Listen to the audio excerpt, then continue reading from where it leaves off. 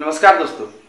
बंगाल के पंचायत चुनाव में भीषण हिंसा फैली हुई है और अभी तक 22 लोग मारे जा चुके हैं और अनेकों लोग घायल हैं। तो चलिए समझते हैं कि इस हिंसा के पीछे कारण क्या है। इसकी पूरी पृष्ठभूमि को आज आपको बताते हैं। तो आपको बता दें कि एनसीआरबी की रिपोर्ट से पता चलता है कि साल 1999 से लेकर 2016 तक बंगाल में हर साल औसतन 20 राजनीतिक हत्याएं हुई हैं। और फिर एनसीआरबी की रिपोर्ट से ये पता चलता है कि साल 2011 से लेकर 2019 तक बंगाल सब राज्यों के मुकाबले सबसे ज़्यादा चुनावी हिंसा वहाँ पे हुई है और सबसे ज़्यादा राजनीतिक हत्याएं हुई है, जो कि 163 हैं और बाकी राज्यों में बहुत कम है। और फिर साल 2019 में जब लोकसभा चुनाव हुए थे, वहाँ से लेकर अभी तक बंगाल में 47 राजनीतिक हत्याएं हो चुकी हैं। अब आपको ये बता दें कि बंगाल का जो चुनावी हिंसा है उसका दो मुख्य बात है, जिसमें पहला मुख्य बात है कि बंगाल में चुनावी हिंसा रोज होती है। जैसे कि पहले चुनावी हिंसा होती थी लेकिन वो चुनाव के दौरान होती थी, लेकिन बंगाल में चुनावी हिंसा रोज होती है।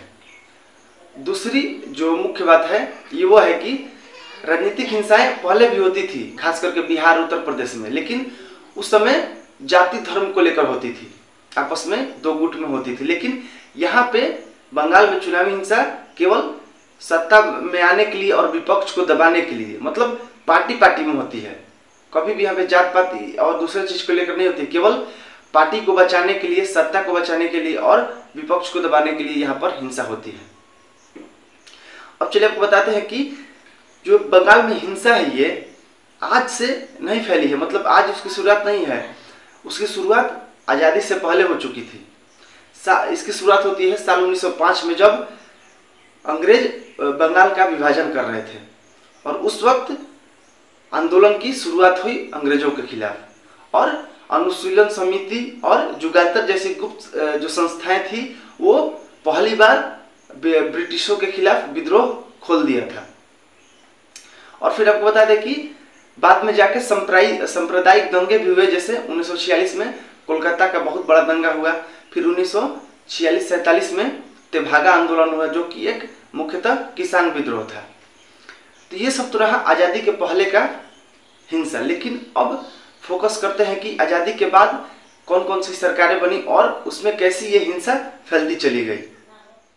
दोस्तों, आज़ादी के बाद वहाँ पे कांग्रेस की सरकार बनी और लगातार चलती रही, लेकिन 1960 के दशक के अंत तक वहाँ पे वाम दल यानी कम्युनिस्ट पार्टी का संगठन तेजी से बढ़ने लगा और कांग्रेस के सामने एक बहुत बड़ा पार्टी बनके, एक दल बनके उभरा।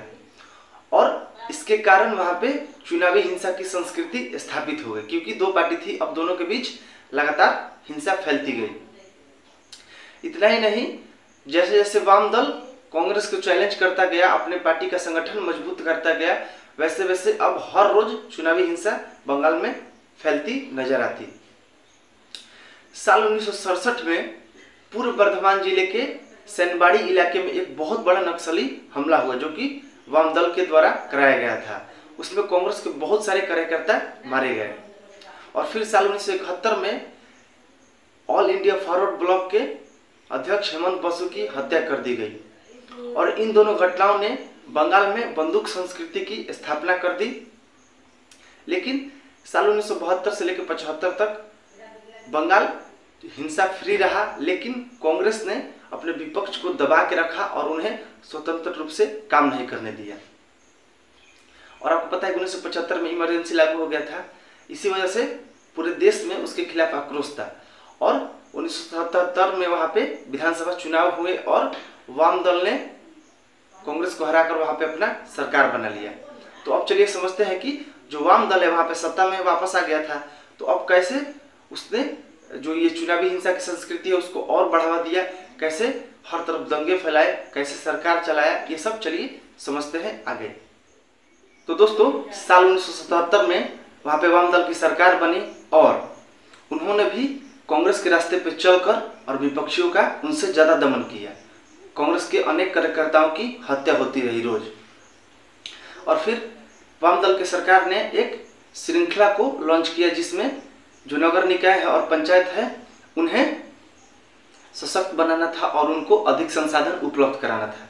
लेकिन आपको यहाँ पर यह समझना होगा कि जो ये सरकार श्रृंखला लाई थी वो जनता के फायदा के लिए नहीं लाई थी, बल्कि इस ढांचे का इस्तेमाल करके पंचायत स्तर पर अपने पार्टी का विस्तार करने के लिए किया गया था, ताकि पार्टी की जड़ें एकदम ग्रामीण स्तर तक मजबूत हो जाए, ताकि उन्हें कोई हिला न पाए वर्षों तक। और फिर ऐसे करके सीपीआई की जो ग्रामीण स्तर पे पकड़ थी मतदाताओं की वो मजबूत हो गई। और ऐसे में कोई भी नए पार्टी को अगर बंगाल में घुसना था, विस्तार करना था, तो पहले उन्हें पंचायतों पर नियंत्रण करना जरूरी हो गया, महत्वपूर्ण हो गया। और इसीलिए आज पंचायत के चुनाव में इतने ज़्यादा भीषण हिंसा होती है, क्योंकि सब पार्टी से जुड़ी हुई है पंचायत भी, और पंचायत में भी पार्टी से लेके पार्टी को लेकर प्रतिस्पर्धा होती रहती है। और फिर दोस्तों बाद में सीपीआई की सरकार ने वहाँ पे एक भूमि सुधार अभियान चालू की, जिसका नाम बरगा था। उसके अंदर जितने भी बटाईदार थे, जो कि बटैया पे लेके आधिया पे लेके जमीन खेती करते हैं, उनको पंजीकृत करना था। पहले केवल जमींदारों को पंजीकृत किया जाता था, लेकिन इस भूमि अभियान में उन्हें भी पंजीकृत किया जाने लगा, और जितने भूमिहीन थे उनको कुछ हिस्सा भूमि का दिया जाने लगा। ये सीपीआई की सरकार ने किया, और इसकी वजह से ग्रामीण स्तर में जितने भी निम्न वर्ग के आदमी थे, जो कि उस वक्त 1980 में 67% निम्न वर्ग के लोग थे, उनके बीच सीपीआई का जनाधार बहुत ज़्यादा मजबूत हो गया। अब उन्हें कोई भी पार्टी हिला नहीं सकती थी। और फिर सीपीआई की सरकार ने वहाँ पर जन वितरण प्रणाली का भी इस्तेमाल किया गया, मतलब हर घर अनाज बांटा गया, मतलब गेहूं चावल ये सब वितरण की शुरुआत की गई। लेकिन बाद में चलकर इसे पार्टी आधारित सेवा बना दिया गया, मतलब केवल सीपीआई के जितने भी समर्थक थे बस उन्हीं के परिवार, उन्हीं के सगे संबंधियों को दिया जाने लगा। और फिर जितने भी सरकारी अनुदानें आती थी वो बस सीपीआई के जनाधार वाले गांव तक ही पहुंचते थे, और जो दूसरे पार्टी के है उन्हें कोई भी सरकारी लाभ नहीं दिया जाता था। मतलब वहाँ पे ग्रामीण इलाकों में उस वक्त जीने के लिए एक पार्टी मतलब पानी और खाना से भी ज़्यादा महत्वपूर्ण चीज़ बन गया था। मतलब आपको ग्रामीण स्तर में जीना है तो आपको एक पार्टी से जुड़ना होगा। राजनीतिक विज्ञानी पार्थ चटर्जी जो हैं वो लिखते हैं अपने किताब में कि उस वक्त बंगाल में ग्रामीण स्तर में जो सीपीआई है वो एक व्यापक पहचान बन गई थी ग्रामीणों की, मतलब उसके बिना जीना मुमकिन हो गया था सीपीआई के बिना, ऐसी हालत हो गई थी। और फिर वो बताते हैं कि बंगाल में पार्टी से बढ़कर कुछ नहीं था उस वक्त, न जाति, न धर्म, न भाई बहन, न सगे संबंधी, कुछ भी नहीं। वहाँ पे जाति सबसे प्रमुख संस्था बन गई थी, ऐसी हालत हो गई थी वहाँ पे। और जितनी भी सरकारी और गैर सरकारी संस्थाएं थी, जैसे स्कूल, कॉलेज, मेडिकल, जाति परिषद, नगर परिषद, नगर निकाय, पंचायत, जितने भी ये सब सरकारी या गैर सरकारी संस्थाएं थी, ये सब पार्टी के आधारित हो गई, पार्टी के अधीन हो गई। और जो अधीन नहीं होता था उसे समाप्त कर दिया जाता था, उसे बंद कर दिया जाता था। और इसी नीति का इस्तेमाल करके सीपीआई ने वहाँ पे 30 सालों तक राज किया, मतलब 3 दशक तक लगातार राज किया। लेकिन पार्टी वहाँ पे इतनी फैल गई, उतनी मजबूत हो गई वहाँ पे कि अब सीपीआई ने वहाँ पे लगातार हिंसा और यातनाएं फैलाना शुरू कर दी। तो दोस्तों साल 1993 में यूथ कांग्रेस के द्वारा मार्च निकाला गया था, कोलकाता में विरोध प्रदर्शन निकाला गया था सरकार के खिलाफ। लेकिन सीपीआई सरकार ने उन पे पुलिस के द्वारा गोलियां चलवाई और उसमें 13 कांग्रेस कार्यकर्ताओं की मौत हो जाती है। और फिर साल 1982 में 17 सन्यासियों की सीपीआई के गुंडे द्वारा मौत के घाट उतार दिया जाता है। और फिर साल 2000 में पूर्व बर्धमान जिले के सूचपुर गांव में 11 मुस्लिम भूमिहीन मजदूरों की सीपीआई के गुंडों द्वारा मौत के घाट उतार दिया जाता है। इतना ही नहीं, साल 2007-8 के बीच वहां की सबसे बड़ी हिंसा होती है जब सीपीआई के गुंडे और टीएमसी के कुछ समर्थक जो कि भूमि अधिग्रहण मामले का विरोध कर रहे थे, उनके बीच हिंसा होती है, जिसमें 50 से ज़्यादा कार्यकर्ताओं की मौत होती है। और ये जो हिंसा है पूरे बंगाल को झकझोर के रख देती है। और ये जो हिंसा थी वो राज्य की राजनीति में एक मोड़ ला दी, और उसके वजह से वहाँ पे वाम दल की लोकप्रियता में लगातार तेजी से गिरावट आई। और फिर साल 2011 में विधानसभा चुनावों में वहाँ पे सत्ता की परिवर्तन होती है और वाम दल सत्ता से हट जाती है और टीएमसी वहां पे सत्ता पे काबिज होती है। लेकिन ममता बनर्जी ने ये चुनाव रैलियों में इस पे जोर दिया था कि जो ये चुनावी हिंसा की संस्कृति है जो कि कांग्रेस और सीपीआई के द्वारा फैलाई गई है उसे हम बंद कर देंगे, इस पे उन्होंने जोर दिया था। लेकिन सत्ता मिलते ही दीदी ये सब भूल गई और उन्होंने भी वही काम किया जो कांग्रेस और सीपीआई करती आ रही थी। और टीएमसी के सरकार बनने के बाद 9 महीने के भीतर ही सीपीआई के 56 कार्यकर्ताओं की मौत हो गई और इल्जाम टीएमसी पे लगा। तो इसका साफ मतलब है कि जैसा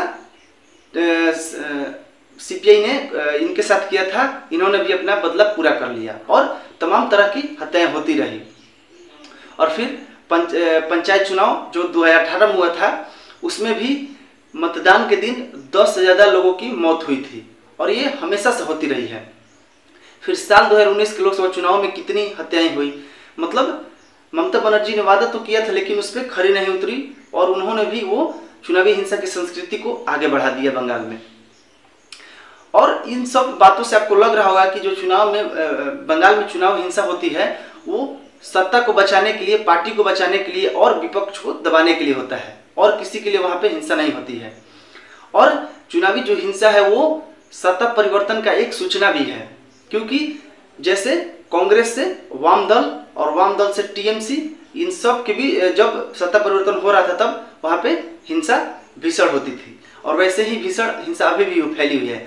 इसका मतलब ये है कि अब सत्ता परिवर्तन फिर से होने वाला है, इसीलिए दीदी बौखलाई हुई है। और ऐसे में बीजेपी अपना जनाधार वहां पे बढ़ा चुकी है। 2019 के लोकसभा चुनाव में 42 में से 18 सीटें बीजेपी जीत चुकी हैं, जबकि वहां पे बीजेपी 0 पे थी। और अमित शाह का 2024 में प्लान है, टारगेट है कि 42 में से 35 लोकसभा सीटें जीतने की टारगेट है वहां पे। ऐसे में दीदी बौखलाई हुई है और ये जो भीषण हिंसा है वो लग रहा है कि सत्ता परिवर्तन का एक अंदेशा है और अगर होगा तो वहां पे बीजेपी ही अब की बार सरकार बनाएगी, क्योंकि वही अब मुख्य विपक्ष की वहां पे भूमिका में है। सीपीआई की जनाधार तो वहां पे एकदम खत्म है। दोस्तों ऐसे में अगर वीडियो अच्छा लगा हो तो लाइक कर दीजिएगा, जानकारी अच्छा लगा हो तो लाइक कर दीजिएगा, चैनल को सब्सक्राइब कर दीजिएगा। तब तक के लिए धन्यवाद।